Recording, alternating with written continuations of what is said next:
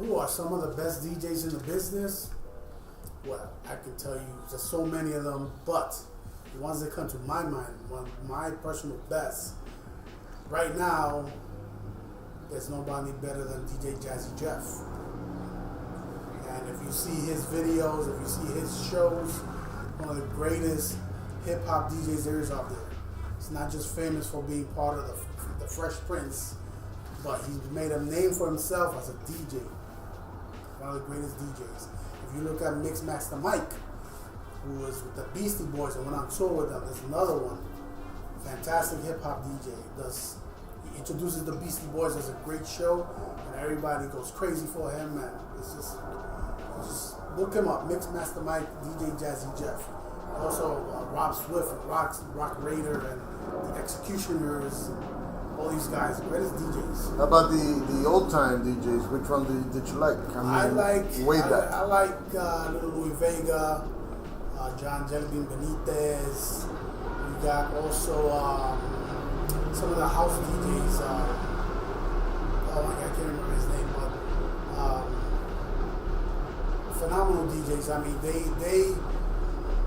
they brought the music to the forefront of the clubs. You know, it's like you go to a club and you used to drink, but then when the big bands disappeared and they brought in DJs, you know, these guys brought a following with them. I mean, people would flock just to a club just to see the Palladium, Webster Hall, the Tunnel, 1018. I said the Palladium already. Xenon. Oxy, Xenon. So many clubs. Underground. The Latin Quarter. You know, DJs will flock. I mean, people will flock to these places to watch these DJs. You also have Grandmaster Flash, who's a pioneer in hip hop. DJ Kool Herc, who created hip hop with the Jamaican style of toasting and all that, and the rapping. And, you know, so many pioneers out there. That He just got a street named after him. Yeah. Kool Herc. Yeah, he did. And, you know, Jam Master Jay, who run DMC. If it wasn't for them, the new style of hip hop, they was considered the new school of hip hop back then. You know, you used to hear of all these DJs, but Jam Master Jay kind of gave reputation to the DJs with hip hop. You also have to look at if you weren't a DJ, if you didn't start learning on Techniques 1200s. These things are the pillar of DJ. If you didn't have those, you were whack. You were considered a whack DJ, and they laugh you off the stage if you went up there with anything other than Techniques 1200s. But when you broke, you're starting to learn like I did. You use one of those turntables with the arm like that holds the record. I started with one of those, and back then it was a 1500, the Techniques 1500. It was an old turntable that I bought. I don't even remember where I bought it at, but I know I got it with an old Gemini mixer. Gemini now is like, you know, you used to use them all the time, but now they're you know, fair products. But I thought I remember you beginning to DJ with one of those box stereos where you could only play 45 records. Remember? Yes. Yeah. It belonged to my sister, and I used to scratch records on that thing, and she used to get mad at me. But she wasn't home. I'm sorry. I used to put the record on and start scratching and practice my scratching. Yeah. What is the biggest venue you've DJ'd in? Oh man. La Escuelita. La Escuelita? Oh, I did a place called Crazy Nannies. It was a lesbian bar down in the West Village.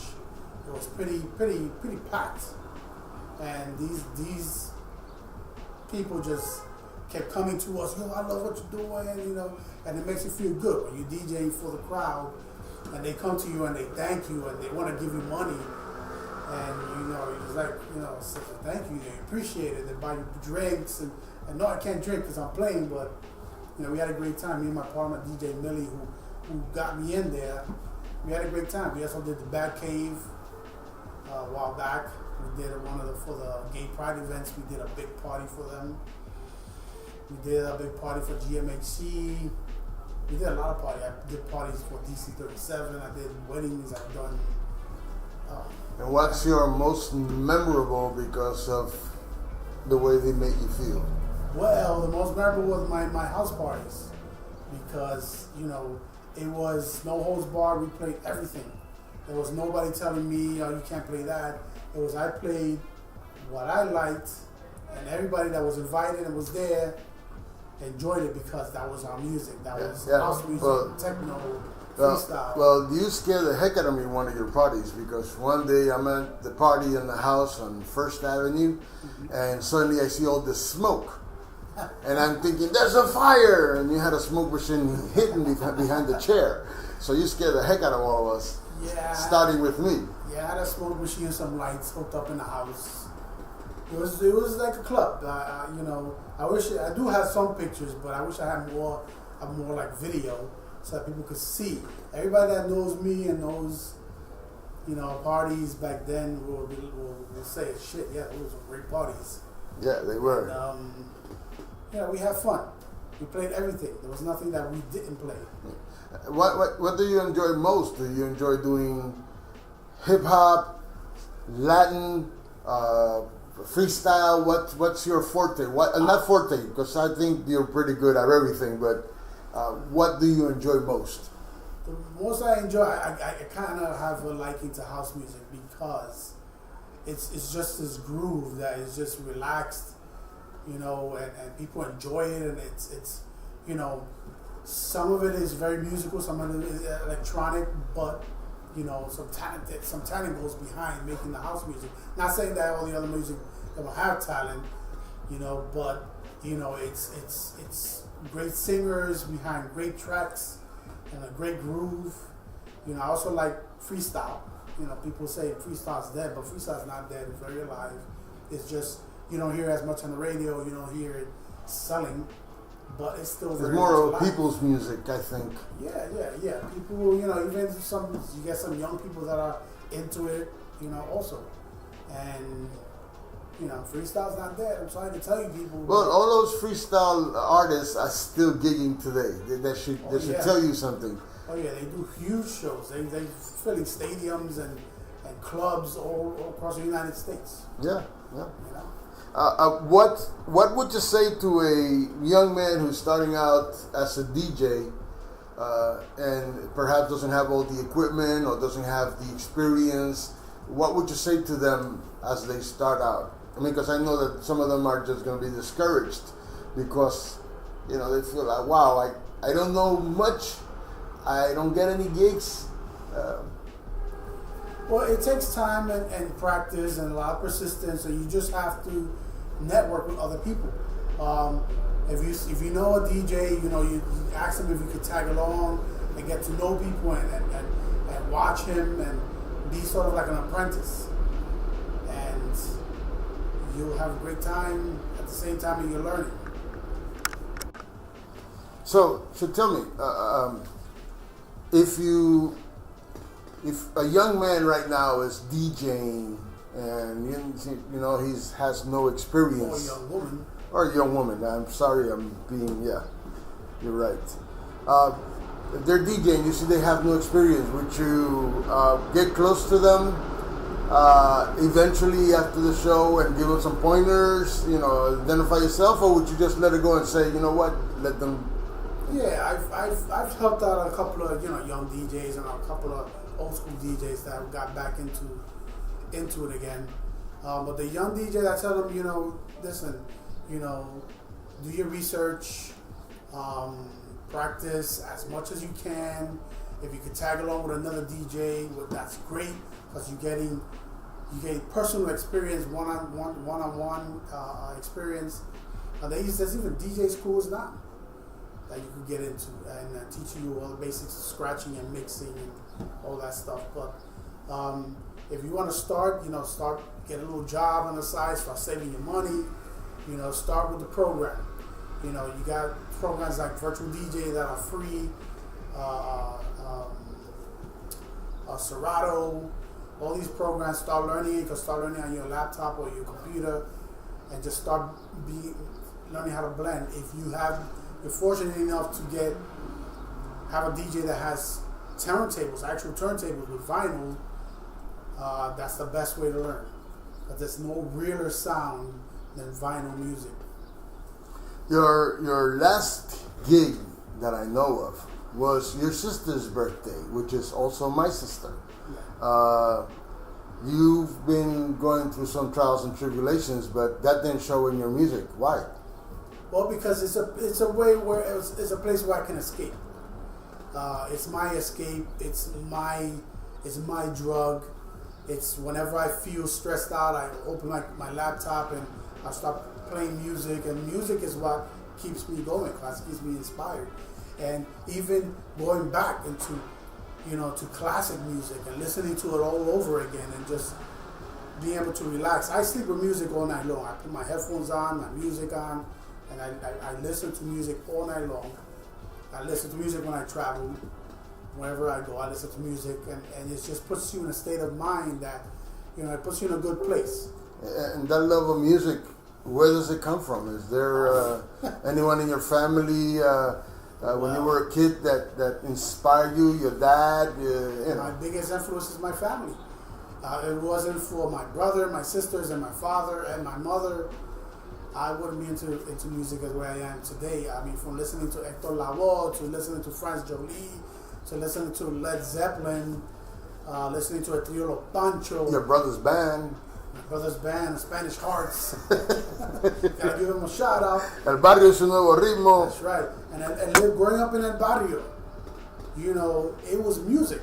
And you walk down the street, and everyone was blasting music from their cars or from their windows with their radios.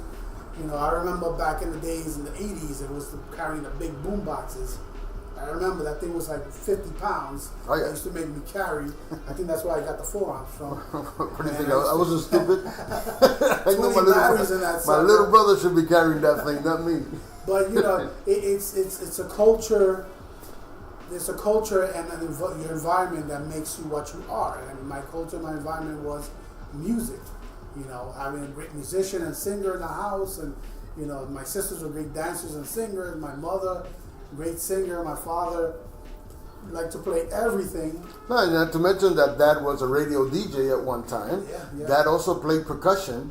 Yeah. Dad was also a member of a band in Puerto Rico, and as everyone that knows me knows, I play the piano. Mm-hmm. But the first influence through the piano was my father brought an organ to the house when I was about 5 years old.